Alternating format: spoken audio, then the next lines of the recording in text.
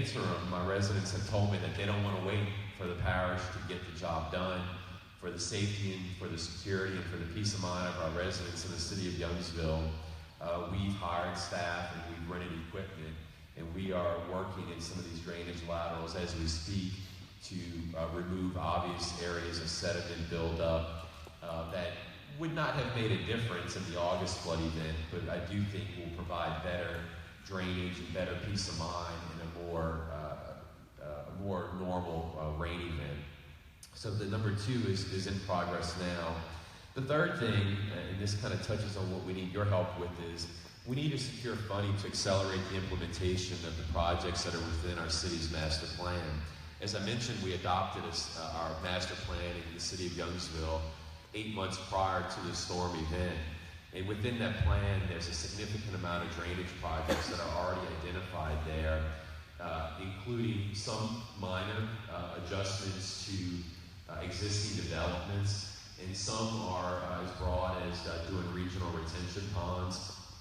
So it's a 10-year master plan that may have to be stretched out to 12 to 15 years funding dependent, but I'm optimistic that through these type of conversations we can secure funding to implement those projects sooner. We don't need to study them, we don't need to get complicated with them. We know what the issues are, we just need funding to get the jobs done. Next slide, please. Youngsville moving forward, our residents are moving back in every weekend. When you drive into some of the areas that have been hardest hit, you see a return to some normalcy. But I want to say that is just a facade for many of our residents. It's important for me to underscore that many of our residents are still suffering and still hurting.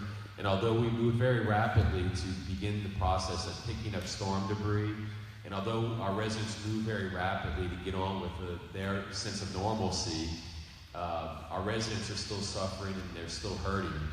Even our residents that have been able to apply for SBA loans tell me that they're maxed out and that their ability to repay is limited, because keep in mind again that this is during an awful economic time for our residents, and that the income numbers that I shared with you earlier, which are precluding us from participating in some of the already earmarked dollars, are lagging indicators in my mind, and we have a very unique situation because of the economy and how hard our residents have been hit. Southside High School, as I mentioned, is opening in August of this year, and is built to house 2,000 students. As I mentioned, that's directly across the street from the area that was most impacted, where 300 homes were flooded. The road that's going to the major road that goes to this high school is multi-jurisdictional, and the cost to do drainage improvements and reconstruction of that road to provide a safe route to school is about $4 million. And the city of Youngsville and Lafayette Parish at this point don't have the money to come together and to provide that safe route to school. And frankly, I can't think of a greater infrastructure need within the parish than to provide a safe route to school there. The complex we're in here today will welcome over 395,000 visitors for spectators and players of recreational sports. We continue to grow at a tremendous pace. We're seeing fewer residential permits, and now what we're seeing is an insurgence of business and commercial permits coming into our cities. Developers are still building, and new neighborhoods are still being planned despite our decisions to raise our development standards here locally. And Youngsville continues to still be the home to the top schools in the parish. Next slide, please. So what do we need in Youngsville? If you go, okay. So this is where we really need your help with it. We talked on, and I'm encouraged to hear that the governor is making this request and this plea to the feds who are writing this program. Youngsville needs your help. We look great on paper, but our residents are still suffering, and we simply don't want to be left behind. We moved quickly to clean up and move on, but there's still plenty of work that needs to be done. We have plenty of residents that are living in their homes without sheetrock. We have plenty of residents that are still unable to move home because they're unable to get the supplies needed to rebuild their homes. We have plenty of residents who on paper applied for SBA loans, but the bottom line is these residents didn't have flood insurance because they're largely starter homes homeowners that followed the rules as they were presented. And those rules that they were presented was that they didn't need flood insurance. And unfortunately, they either didn't have the life experience or the financial resources to purchase optional life insurance, optional flood insurance at that time.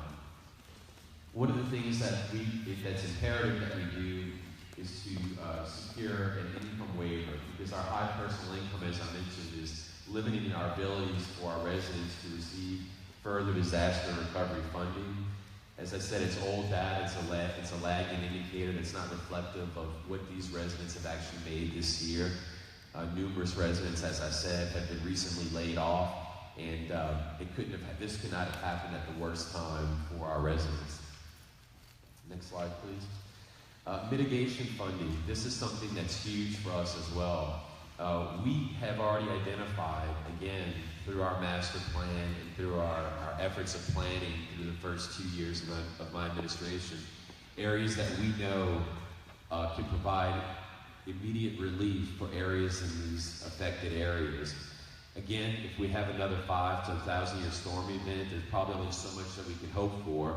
But what we can and should do a better job of is giving our residents peace of mind when we have a more frequent storm event, which seems to be happening more and more frequently. Right after the August storm event, I asked my city engineer, who was the architect of our master plan, now knowing what you know with the August flood event, what projects would you change in our master plan that you've previously identified? And her answer was none. She said we may reprioritize some of them, but they all still need to be done. So infrastructure projects are huge. Regional retention ponds. The sewer lift station is something that is critical for me, and quite honestly, as someone who's, I guess, relatively still new to government, quite frankly, I underestimated the bureaucracy of trying to get FEMA dollars to repair our lift stations. We had lift stations that were obviously damaged by the August storm event. We had lift stations that were underwater, but when we toured FEMA officials to our lift stations, unfortunately, we didn't have the documentation that showed that they weren't underwater or that they weren't damaged prior to the August storm event. So as I said, the bureaucracy there is something that really can make your head spin, and now I know that we've got to have adequate documentation to show that today, February 3rd, they're not underwater, and take a picture of it, so come August 5th, if it is underwater, I can do a better job of illustrating that. Dredging of ditches, rivers, coulees throughout the parish has to be a priority, and I think that if we can secure mitigation funding and we can get someone else to come in, somebody's got to be able to do a better job of it than I can with rented equipment and operators that we're hiring just to give peace of mind to our residents. In drainage projects and road projects, we've had numerous roads that sat underwater for hours that are deteriorating rapidly and are in horrible disrepair. But once again, with FEMA, it's the illustration of how can I prove that those roads weren't in that condition prior to the flood event. So it becomes very difficult to prove, and I'm optimistic that with mitigation dollars coming our way, that's something that we can work on. Bottom line is we don't want to be forgotten. We are a resilient community that took care of itself and is now being left behind. It's been alluded to already, but I really feel that the perception it's been touched on is that there's a lack of urgency and empathy with recovery funding. I think that the system is flawed, in my opinion, if a self-reliant community is penalized. Because I can't help but think what would have happened to the debris had we left it out for longer than we did. I would assume eventually someone would have come picked it up. But for the sanity and safety of our residents, we moved rapidly to pick it up and get the job done quickly because that is consistent with how our residents wanted to rebuild and move on with their lives. So, bottom line is we do not want to be the Hurricane Rita after Hurricane Katrina. And what I mean by that, and I'm sure most of you could probably get the reference, we don't want to be forgotten about and be the community that didn't get any attention because there were so many other greater needs. I empathize with all of my fellow citizens across the state that have had worse damage than we've had. But Youngsville is a community that's vibrant, that has a lot to offer, and we certainly want to do our share, as evidenced by what we've done so far. We've taken the bull by the horns and have increased development standards. We are not waiting for someone to come in and clean the drainage in our community. We're doing it ourselves. And I think it's indicative of the youthfulness and of the resiliency of our public. What I would ask for you to do is to continue to champion the cause for us. The income waiver is imperative. I understand that it's only been done, that it may have been done after Hurricane Katrina and Rita, after 50% of the funding was spent on low to moderate income. But I think now with the new administration and new HUD secretary, I think that we have a great platform to make the argument that regardless of what the circumstance